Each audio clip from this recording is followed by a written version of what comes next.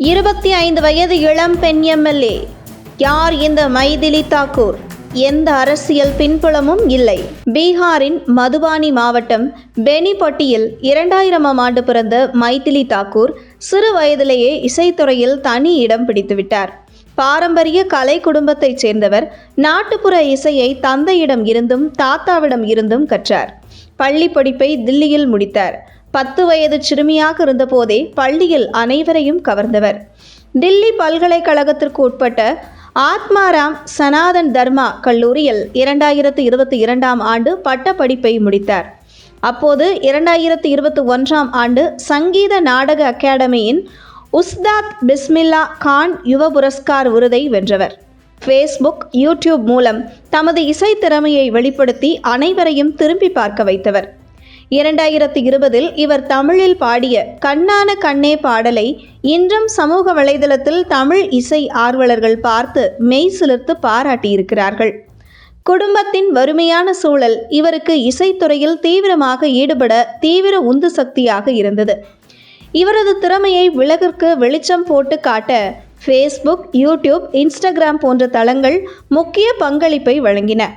தனக்கென ஒரு ரசிகர் பட்டாளத்தையே சேர்த்து மைதிலி குறுகிய காலத்திலேயே சோஷியல் மீடியா பிரபலமாக உருவெடுத்தார்.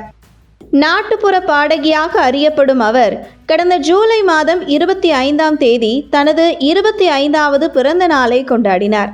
அப்போது அடுத்த 3 மாதங்களில் வரவிருக்கும் பீகார் சட்டமன்ற தேர்தலில் தர்பங்கா மாவட்டத்தில் உள்ள அலிநகர் தொகுதியில் பாஜக வேட்பாளராக போட்டியிடுவேன் என அறிவித்தார். இது அனைவருக்கும் ஆச்சரியத்தை கொடுத்தது.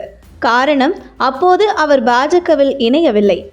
இந்த நிலையில் கடந்த அக்டோபர் 15ஆம் தேதி பீகார் சட்டமன்ற தேர்தலுக்கான 2ஆம் கட்ட வேட்பாளர் பட்டியல் வெளியிடப்பட்டது. அதில் அலிநகர் தொகுதியில் பாடகி மைதிலி தாக்கூருக்கு சீட் அறிவிக்கப்பட்டிருந்தது. அதற்கு ஒரு நாள் முன்னர்தான் அவர் தன்னை பாஜகவில் அதிகாரப்பூர்வமாக இணைத்து கொண்டார். கட்சியில் சேர்ந்த ஒரு நாளில் அவருக்கு எம்எல்ஏ சீட் வழங்கப்பட்டது அரசியல் களத்தில் பேசுபொருளாக மாறியது. இந்த நிலையில் மைதிலி திறமை மற்றும் புகழுக்கு அங்கீகாரம் கொடுக்கும் விதமாக பாஜக அலிநகர் தொகுதி வேட்பாளராக களமிறக்கியது. இந்த அலிநகர் தொகுதியில் 2008ஆம் ஆண்டு முதலே எதிர்க்கட்சிகளின் மகா கூட்டணியின் கோட்டையாக திகழ்ந்து வருகிறது. இத்தகைய சவாலான தொகுதியில் 25 வயதே ஆன மைதிலியை பாஜக களமிறக்கி அனைவரையும் ஆச்சரியப்பட வைத்தது. இன்று தேர்தல் முடிவுகள் வெளியான நிலையில் தொடக்கம் முதலே முன்னிலை வகித்த மைதிலி தாக்கூர் தன்னை எதிர்த்து போட்டியிட்ட ஆர்ஜேடி வேட்பாளர் பினோத் மிஸ்ராவை விட 11,730 வாக்குகள் கூடுதலாக பெற்று வெற்றி வாகை சூடியுள்ளார்.